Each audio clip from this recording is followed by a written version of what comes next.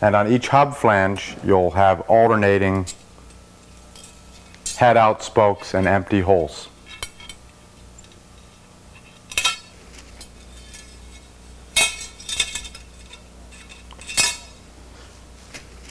One more.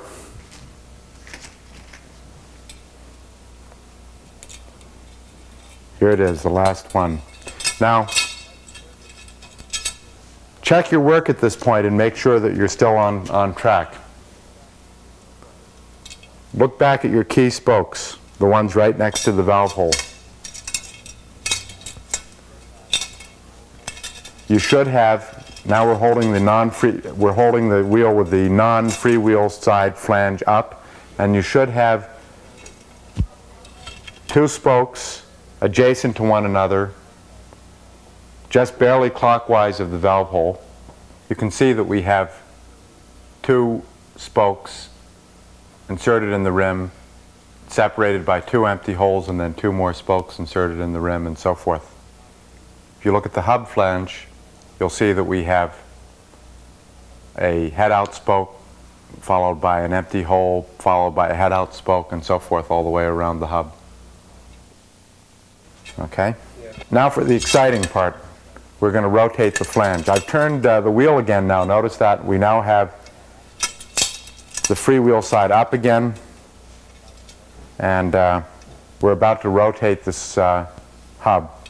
And it's important that you rotate it the right direction. If you hold the wheel so that the freewheel side is the high side, you should rotate the hub counterclockwise like this. You see? We're about ready to insert our head-end spokes. And actually, you could insert a spoke in any of these empty holes, head-in, and cross four spokes on the way to the rim, and you would be doing it properly. But just as a double check, let's follow our pattern of going closest to the valve first. So find your original key spoke with your finger.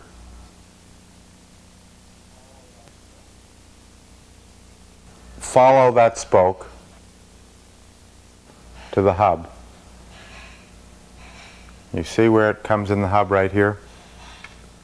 You want to count in a clockwise direction 9 holes. Don't count the key spoke itself. Go 1, the empty hole clockwise, 2, 3, 4, 5, 6, 7, 8, 9. Now if you did it right, you'll have arrived at an empty hole which is just 180 degrees around the flange. That's the hole that you want to insert a head-in spoke.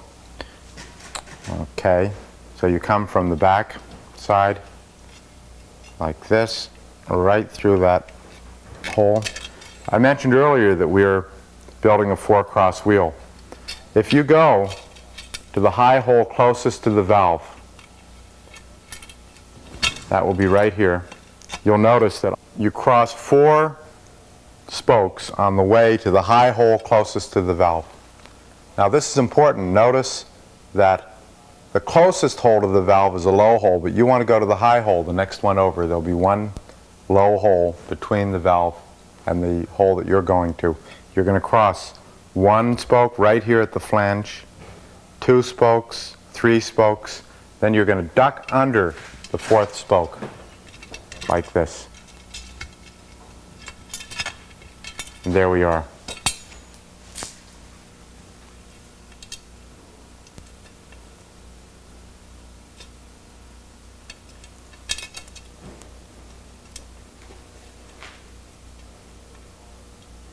So to reiterate, you've followed the key spoke back to the hub.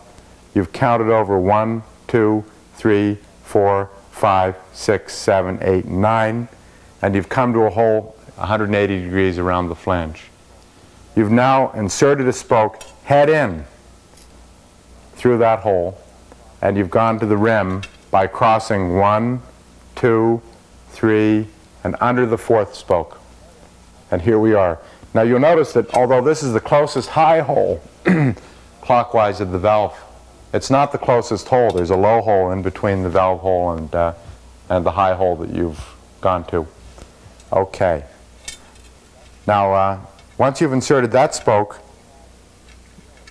your task is really just the same as it was in the other cases. You want to go to the fourth hole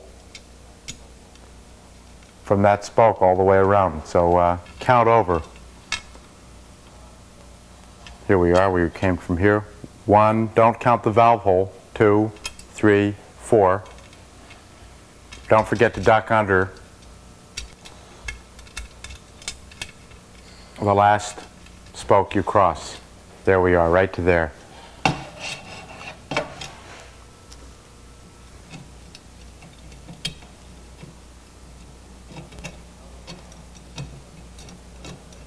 You notice now that we're going to have groups of 3. You're going to have 2 spokes from the freewheel side separated, with right in between them you'll have 1 spoke coming from the non-freewheel side. Little groups of 3 spokes.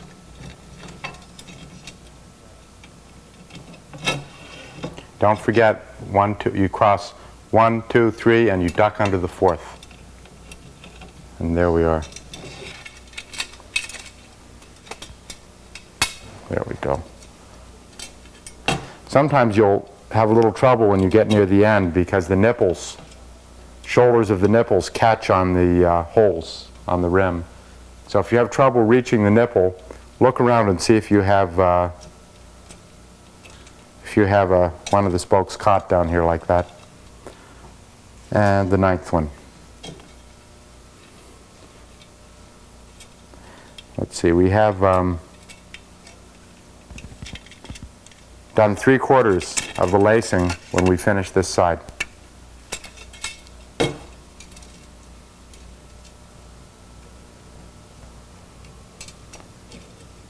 Okay. This is what it should look like. You notice now that we have patterns, groups of 3 spokes, 3 spokes, 3 spokes, and 1 empty hole. And we're ready to do the last set of insertions. Really, you could start with any spoke at all, as long as you cross 4 on the way to the rim. But if you want to give yourself a check, find the spoke coming to the non-freewheel flange, the one that's closest to the valve hole. That would be this one. Follow it to the flange and do the same thing, count over 9. So let's follow it back to the flange, count over 1, 2, 3, 4, 5, 6, 7, 8, 9. We should arrive at an empty hole, and that empty hole should be 180 degrees around from that key spoke, see? Now let's insert a spoke, head in spoke. And if you go to the remaining hole closest to the valve, right there, you'll find you have to cross 4 spokes to get there. 1, 2, 3, 4 spokes on the way to the rim. We're going to go to the hole closest to the valve. And I won't bore you by repeating the whole sequence over again. Just count over 4 and go all the way around and you'll be home. Don't forget to oil your spokes.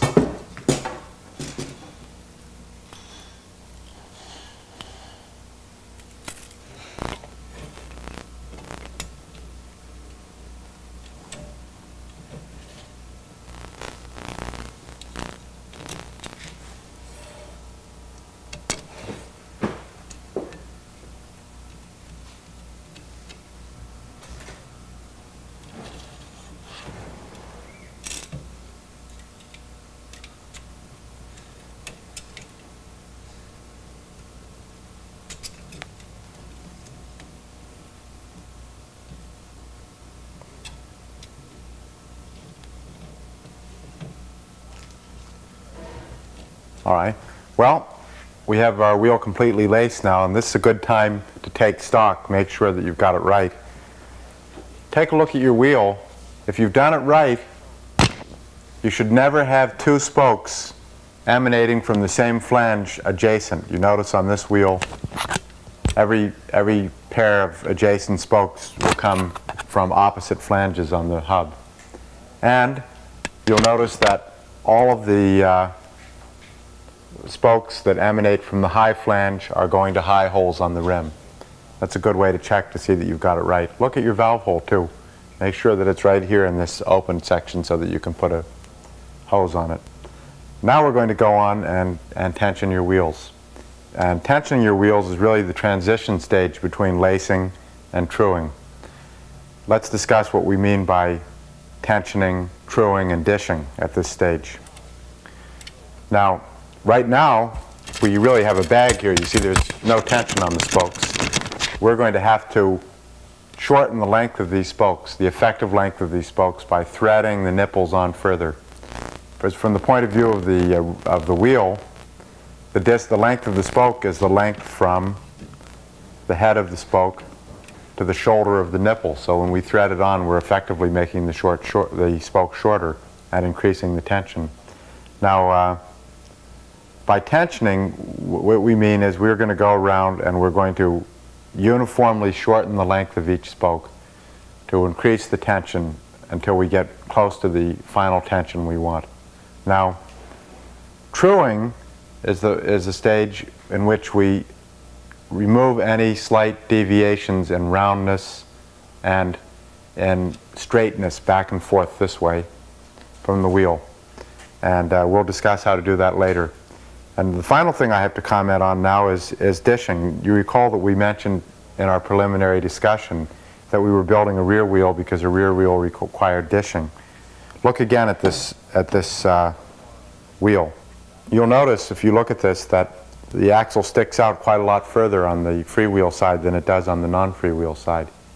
And so when we tension this wheel, we're going to have to do it in such a way that this rim will be exactly in the middle between the ends of the axles.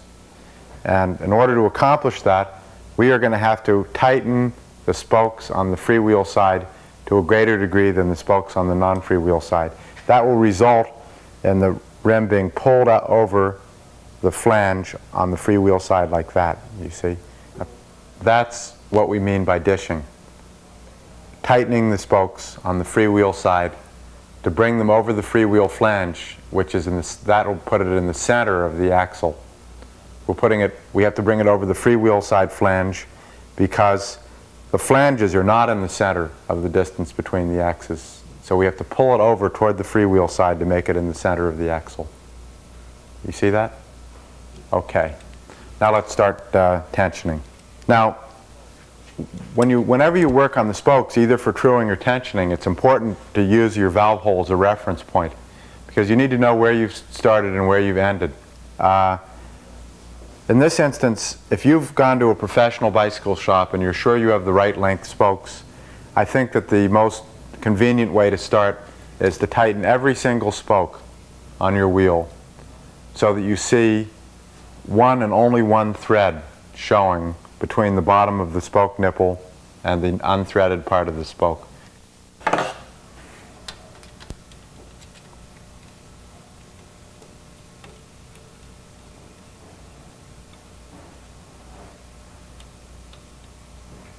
There we are. See that? One thread showing. Okay.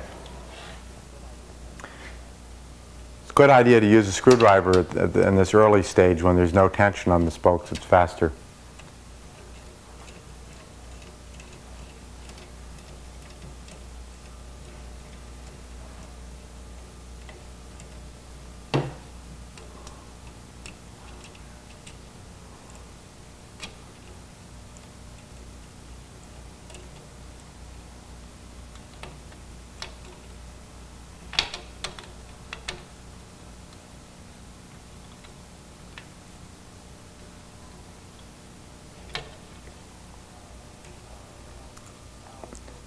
We've now done our first pass around the wheel and we've put a modicum of tension.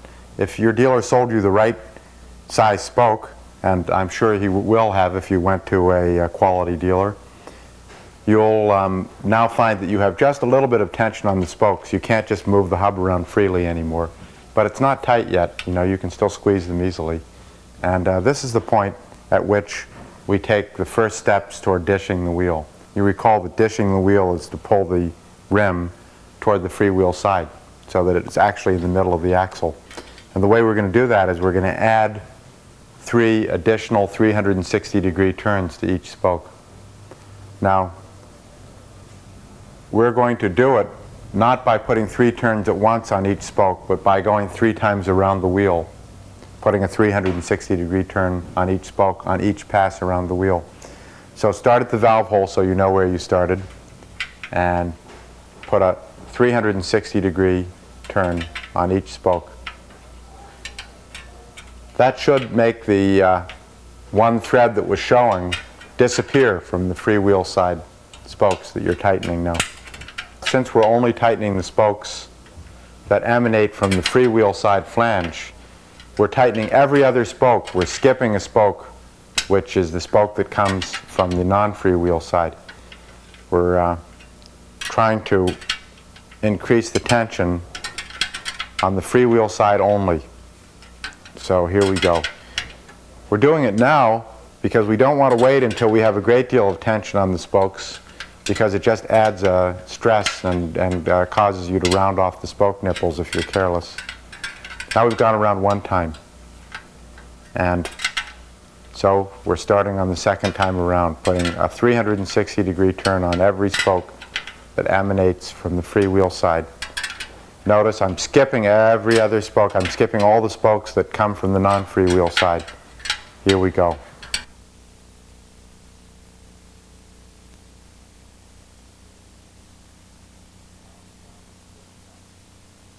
Now for the 3rd pass.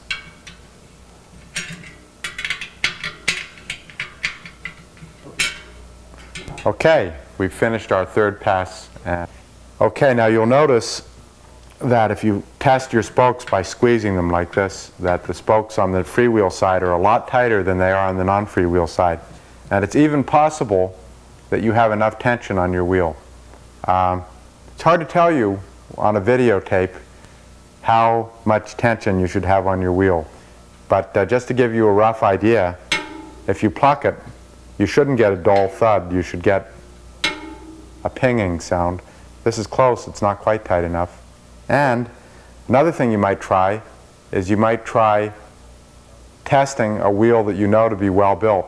Try the wheel that that's already built up and you know to be tight and well laced, and try to get your own wheel equally tight. Now, in this instance, we're almost tight enough but not quite. So our final stage of tensioning is to add a little bit of tension to each spoke. When you start feeling them get tight, they're going to tighten up real fast. So if you got a bit of a ping, I would say that you better start going around giving a half a turn on each pass instead of a full turn. So let's give a half a turn to every spoke, both the freewheel and non-freewheel side now. Those 3 extra turns have already put on the dishing, so we want to tighten all the spokes, freewheel and non-freewheel, a half a turn each.